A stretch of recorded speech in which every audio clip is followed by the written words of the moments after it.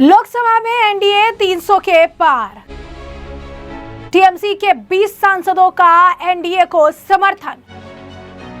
शुभेंदु ने 4800 घुसपैठियों को बांग्लादेश खदेड़ा। হোল্ডিং স্টেশন বানানো হয়েছে বর্ডারের জেলাগুলিতে, সেখান থেকে এখন অবধি 4800 কে ওপার পাঠিয়ে দেওয়া হয়েছে, আর এখন আমার হাতে আছে হোল্ডিং স্টেশনে 836 জন।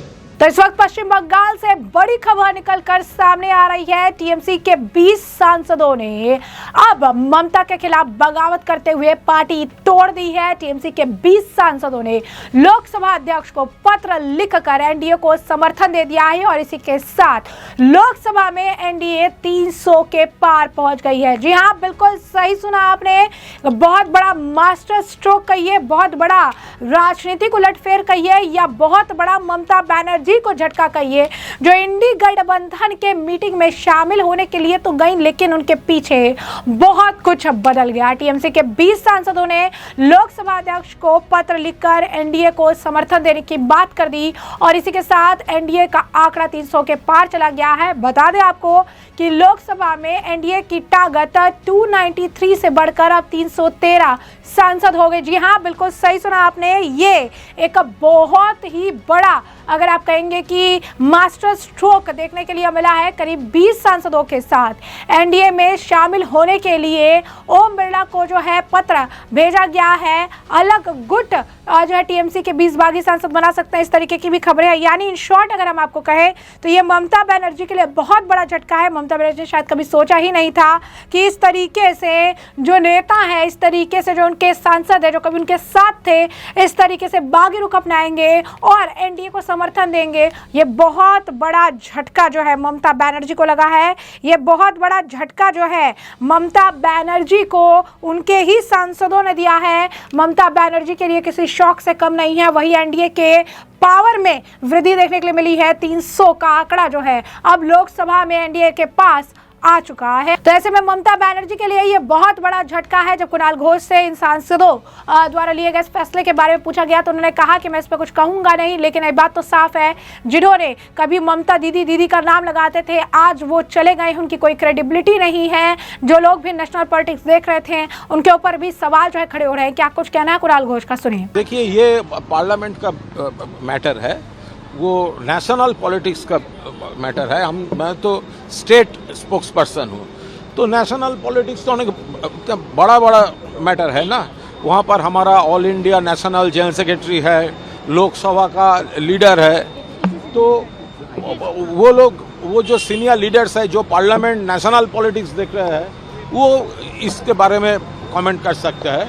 हम सिर्फ इतना ही मेरा कहना है कि जो लोग एमपी हो या एमएलए हो, ये तृणमूल कांग्रेस से दीदी का सिंबल लेकर 2 दिन पहले दीदी दीदी दीदी दीदी, आज क्या एनडीए के साथ मैं सुन रहा हूँ, तो ये क्या पॉलिटिक्स हुआ। काल दीदी दीदी दीदी, वो ममता दीदी का जो इतना स्ट्रगल है, देखिए बहुत अच्छा काम ममता दीदी का गवर्नमेंट किया है। भूल है, लेकिन सब मिलकर ही पार्टी होता है। हम लोग पार्टी का फायदा लेंगे, अपने एस्टेब्लिशमेंट। कोई एमएलए है, मैं आज एमएलए हूँ, इस असेंबली में हूँ तो ममता दीदी का सिंबल में हूँ। तो कोई एमपी है, कोई मिनिस्टर था, कोई ये था वो था, तो एक ममता दीदी का प्लेटफॉर्म यूज़ करके हम लोग सब होंगे। फिर अभी थोड़ा बहुत इलेक्शन इधर उधर हो गया तो आज दूसरा घर, इसका कोई क्रेडिबिलिटी होता है?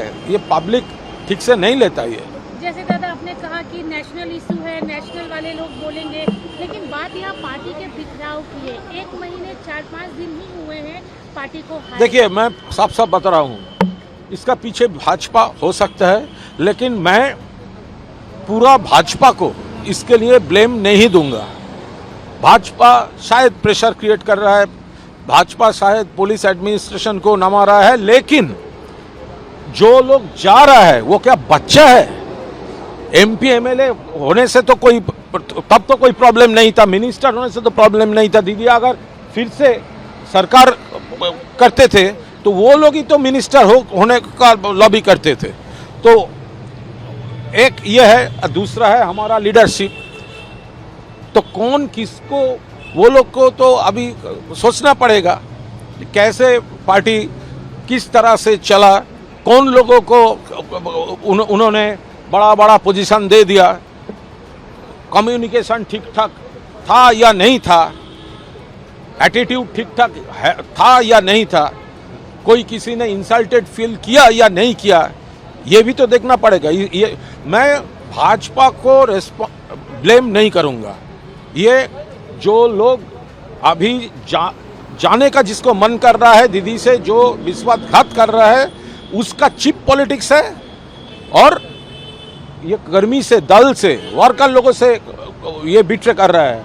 और लीडरशिप को देखना पड़ेगा। तो कैसे आप लोग दल चलाया, एमपी लोग 20 एमपी अगर वो शिफ्ट करता है या डिसिडेंट हो जाता है, ये तो छोटा सा बात नहीं है। तो इतना बड़ा बड़ा हमारा जो दीदी जिसका ऊपर पूरा नेशनल पॉलिटिक्स छोड़ रखा था, वो लोग क्या कर रहा था। हम लोग तो वर्कर है, वर्कर रहेंगे, दीदी के साथ रहेंगे। लेकिन जैसे मैं तो कल पोस्ट किया, भूल हो सकता है, लेकिन भूल का रिपीटेशन जो हो रहा है वो ठीक नहीं है। तो कुणाल घोष का आपने बयान सुन लिया। वही दूसरी तरफ आपको बता दें कि केंद्रीय गृह मंत्री अमित शाह के ऐलान के बाद पश्चिम बंगाल में घुसपैठियों को वापस बांग्लादेश भेजने की मुहिम तेज हो गई है। सीएम शुभेंदु अधिकारी ने इसे लेकर बताया कि पश्चिम बंगाल के बॉर्डर इलाके में बनाए गए होल्डिंग सेंटर में करीब 4,800 अवैध घुसपैठियों को बांग्लादेश वापस भेजा जा चुका है और अभी 836 बांग्लादेशी अभी भी वापसी के लाइन में लगे हैं। सीएम ने साफ किया कि बांग्लादेश आए जो लोग सीए के दायरे में नहीं आते हैं, उन्हें केंद्र सरकार के नियमों के मुताबिक सीधे बीएसएफ को हैंड ओवर किया जा रहा है। बीजेपी के स्पेशल ट्रेनिंग कैंप की तैयारी बैठक में शुभेंदु अधिकारी ने कहा कि बंगाल में अवैध घुसपैठ से निपटना, भारत बांग्लादेश बॉर्डर को सुरक्षित करना उनकी सरकार की प्राथमिकताओं में शामिल है। उन्होंने बताया कि सरकार ने बांग्लादेश में लगने वाले बॉर्डर के करीब 100 किलोमीटर के हिस्से में बाड़ लगाया जा रहा है। राज्य सरकार ने इस इलाके में फेंसिंग के लिए बीएसएफ को जमीन भी सौंप दी है। उत्तर बंगाल के चिकन नेक को प्राथमिकता दी गई है क्योंकि यह रणनीतिक तौर पर संवेदनशील इलाका और नॉर्थ ईस्ट को देश के अन्य हिस्सों से जोड़ता है। उन्होंने बताया कि इसके अलावा बॉर्डर एरिया में कुल 556 किलोमीटर हिस्से पर अभी भी बाढ़ लगाने की जरूरत है। क्या कह रहे हैं शुभेंदु अधिकारी, और सुनिए। আত্মবলিদান দিয়েছেন, তাদের স্মৃতির উদ্দেশ্যে আমরা সরকারি স্তরে শোক প্রস্তাব গ্রহণ করেছি ক্যাবিনেটে। এই পরিবারগুলোর আমরা অর্থনৈতিক দায়িত্ব আমরা গ্রহণ করব ঠিক করেছি। তাদের একটি করে কর্মসংস্থান এই মাসেই আমরা তাদের দেব এবং মুখ্যমন্ত্রী রিলিফ ফান্ড থেকেও তাদের 5 লক্ষ টাকা করে দিয়ে রিলিফ ফান্ডের কার্যকর আমরা শুরু করি। দ্বিতীয়, আমাদের সবচেয়ে বড় ইস্যু ছিল সীমান্ত সুরক্ষা, অবৈধ অনুপ্রবেশকারী। আমরা বিএসএফ কে ল্যান্ড হ্যান্ডওভারের প্রক্রিয়া শুরু করেছি, প্রত্যেক দিনই ল্যান্ড দিচ্ছি। এখনো পর্যন্ত আমাদের যে 556 কিলোমিটার জায়গাতে জায়গা জমি দিতে হবে, আমরা 100 কিলোমিটার মতো জমি হ্যান্ডওভার করে দিয়েছি। তার মধ্যে অগ্রাধিকার ছিল চিকেন নেক এলাকা, আমাদের নর্থ বেঙ্গলে। আমরা সিএ এর আওতায় যারা পড়েননি, সেই ধরনের অনুপ্রবেশকারী, তাদেরকে ডিপোর্ট করার কাজ নিয়ম মেনে শুরু করেছি। একটি আইন ছিল ভারত সরকারের, সেই আইনে ওদেরকে জেলে না পাঠিয়ে সরাসরি বিএসএফ এর হাতে হ্যান্ডওভারের আইন ছিল, অন্য রাজ্যে কার্যকর করেছিল। এখানে এদেরকে জামাই আদর করে জেলে পাঠানো হতো। আমাদের ভাত, আমাদের কাপড়, আমাদের ওষুধ খেত, এরা আরামে ভিতরে বসে থাকতো। এবারে একবারে সরাসরি হোল্ডিং স্টেশন বানানো হয়েছে বর্ডারের জেলাগুলিতে। সেখান থেকে এখন অবধি 4,800কে ওপার পাঠিয়ে দেওয়া হয়েছে।